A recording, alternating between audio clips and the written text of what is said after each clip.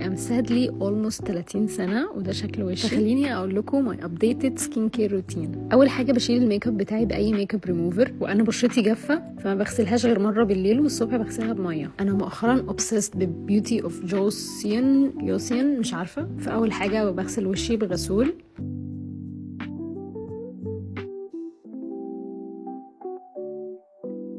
انا لسه برضو بدأ استعمل تونرز، انا مش عارفة بس هما بيخلوا وشي تحفة. انا بألترنيت بين كذا واحد بس هما كلهم كوريين. النهارده هستعمل اللي من نفس البراند بتاع الكانزر، وهستعمل كل حاجة من نفس البراند دي. هنا بستناه ينشف بس مش قوي، وبعدين بستعمل يا اما هيلورونيك اسيد يا اما جلو سيرم بتاعهم برضو.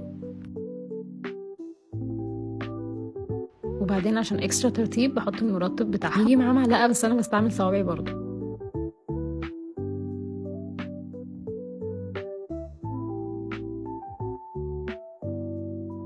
وبعدين طبعا لازم احط الريتينول، وساعات بستعمل بتاع كوزر اكس وساعات بستعمل فيشي. النهارده هستعمل كوزر اكس، بحط بالظبط 3 نقط مش اكتر. والريتينول ليه بريكوشنز كتيره قوي فاقروا عنه قبل ما تستعملوه لو انتم مش عارفين.